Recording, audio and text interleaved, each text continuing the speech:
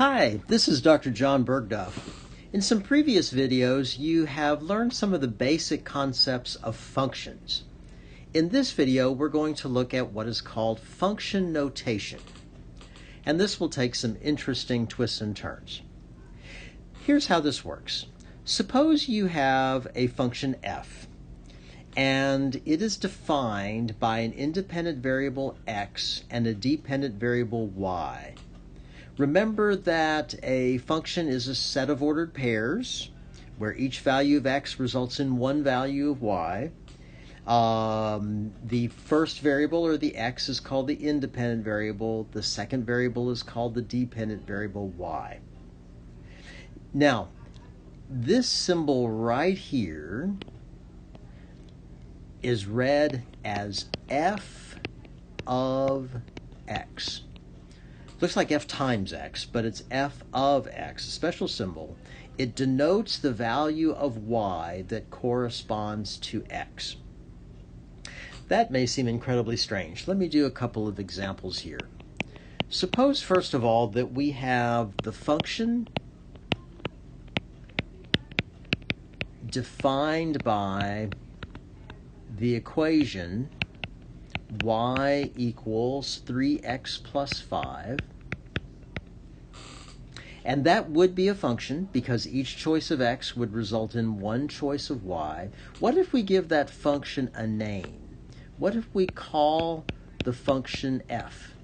That makes sense. F for function. F of x represents the value of y that corresponds to f. So we could write f of x equals 3x plus 5. And you might say, well, what good does that do? We've had a perfectly good variable y, and we've replaced it by this new weirdo symbol that we don't even read properly. It says, it looks like f times x, but we read it f of x. There's going to be a purpose. Before we go too far, though, let me just do another example. Suppose that I have a different function, and you might get a little bit of a hint of why this function notation is good. Suppose I have a different function, and to keep it distinguished from the first example, I want to call this one g, just a different letter. The function g is defined, let's say, by this equation. Y equals x squared plus 5x minus 7. I could simply write, instead of all those words, g of x equals x squared plus 5x minus 7. This long sentence, the function g is defined by y equal x squared plus 5x minus 7, you could simply say as g of x equal x squared plus 5x minus 7. But again, I'm sure I'm a long, long way from convincing you that there's a value to introducing some new notation. Let me try to convince you a little bit better. Here's a pretty simple example, actually, asking for something very straightforward. Suppose f is the function defined by the equation y equal 3x plus 5. What is the value of y when x is 2? Okay, that's easy enough to do. You would simply substitute the 2 and find the value of y. But isn't this a lot of words? Many, many words. With function notation, you could simply say find f of 2. And that simple phrase in shorthand basically says that entire sentence. What this is simply asking for is the value of y that corresponds to x being 2, all in one shorthand notation. And so if you want to find f of 2, what you do is you take your equation and you substitute the 2 for the x, just like we were talking about. And 3 times 2 is 6, plus 5 is 11. F of 2 is 11. And that statement right there answers the question, what is the value of y when x is 2? Now, if you'd kind of like to go all the way back to the concept of a function being a set of ordered pairs, the ordered pair that's represented here is the ordered pair 2 for x and 11 for y. But you can simply say this. We can do the same thing again with this question. For the same function f, what is the value of y when x is negative 3? Now you can kind of see it would get awfully tedious is if I wanted to look at this function and say, what is the value of y when x is 2? What is the value of y when x is negative 3? What is the value of y when x is 17? And so on and so forth. You would find that very annoying. The notation makes this so much simpler. By using the shorthand, essentially, you can simply ask the question, find f of negative 3. And f of negative 3, we go into our equation, and everywhere you see an x, you just substitute a negative 3. And that tells me that f of negative 3 is, 3 times negative 3 is negative 9, plus 5 is negative 4.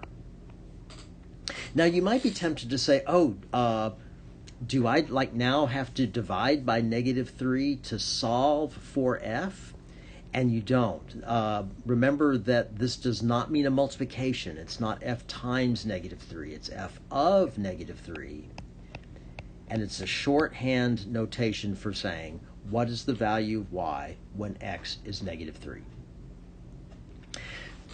So once you realize that you're actually saving yourself some time, the function notation doesn't seem quite so bad. This statement right here, for example, is basically saying, if my function is defined by y equal x squared plus 5x plus 7, what is the value of y when x is negative 2? Very simply, what function notation is asking you to do is to substitute whatever I may put inside these parentheses for x everywhere that it appears in the equation. So when I see x squared, I will write negative 2 squared plus 5 times negative 2 plus 7. That's a plus sign, believe it or not. And by simplifying that however you need to, you will find the value of y when x is negative 2. Simply plug in a negative 2 for every value of x. Now, we do need to simplify this, so let's do that. First of all, notice the parentheses. I'm substituting the entire value, negative 2, for x. So the negative 2 is essentially in parentheses, meaning you're squaring not just 2, but negative 2. Negative 2 times negative 2. That's 4. 5 times negative 2 is negative 10, plus 7, and then continue to simplify. 4 plus negative 2 is, 4 plus negative 10 is negative 6, plus 7 is 1. G of negative 2 is 1. That's the y value when x is negative 2. I wanted to do this next example to show you that although I've defined this with the idea that x is the independent variable, we can use other independent variables. Here my independent variable is t. And if I want to find s of 3, instead of replacing x's, I'm replacing t's. So really the idea is basically the same. S of 3, go into the equation, replace the t, by 3, and figure out what you get. So it's the principal square root of 3 squared plus 7. 3 squared is 9. 9 plus 7 is 16. So the principal square root of 16. And that tells me that s of 3 is 4. And that's all you have to write for your answer. S of 3 is 4. Now the interesting thing about function notation is that you can apply it even when the equation is not solved for y. So let f be the function defined by this equation. Find f of negative 10. Now what you'll need to do to make this easier to relate to is, first of all, you'll need to take the equation and solve it for y. What that means is do legal mathematical things to get the y by itself, largely building on our principle of balance that we've talked about through this class. If I want to isolate or get that y by itself, it might be nice if, first of all, I subtracted 3x from both sides, so that on the left 3x minus 3x would give me 0, and I'd have nothing left. That's a minus sign, by the way. Hope that's clear. I'd have nothing left but 5y equals 15 minus 3x. And then to get the y the rest of the way by itself, because y is multiplied by 5, I could divide both sides by 5. And as long as I remember that when I divide a binomial by something like 5, that means I need to divide both the first term by 5 and the second term by 5. So y, 15 divided by 5 is 3, and I can write this as 3/5 x. If I solve the equation for y, then I can say, well, let's let y be f of x. And then finally I can find f of, what was I wanting, -10, which means go through, replace the x by -10, and see what you get. So in this calculation here, notice that the 5 would divide into the -10 -2 times. And so I'd have 3 minus 3 times -2, or 3 plus 6, and that would give me 9. And so I can talk about function notation even though the equation is not solved for y. Just got to get it there first. I can also apply this concept if the function's not even defined by an equation. So if you look at this, you remember when we first started talking about functions, we looked at just a few ordered pairs. And when you say find h of 3, you might say, well, how am I going to do that? I've got to plug in 3 for something, and there's no equation to plug into. Remember that what this means is basically, what is the value of y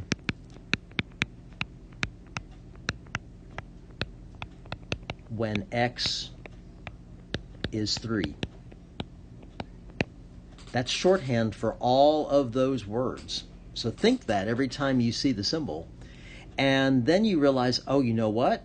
The value of y when x is 3 is going to be indicated to be by this ordered pair right here. When x is 3, y is 9. So you simply just say h of 3 is 9. That's the value of y when x is 3. Similarly, h of 5, well, I think this is the ordered pair that is going to be relevant to me this time. When x is 5, y is 25. What's the value of y when x is 5? 25. You don't even have to have an equation. So, oh, that was a bad picture.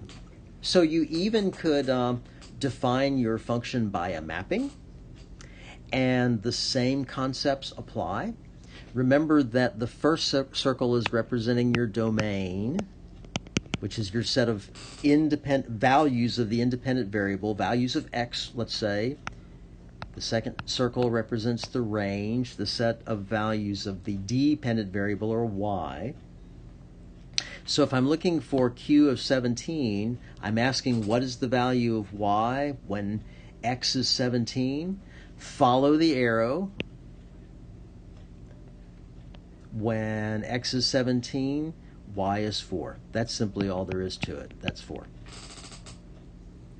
And by the way, your domain elements and your range elements don't necessarily always have to be numbers. This final question does make sense. Q of A, when x is A, y would be 11. So Q of A is 11. What is the A paired with? Hold on to that. That's a little bit of foreshadowing, something coming up. We can talk about function notation when you're looking at a graph. Now this graph has a particular equation, but I don't want to tell you what it is right now. I simply want to say, let f be the function defined by this graph.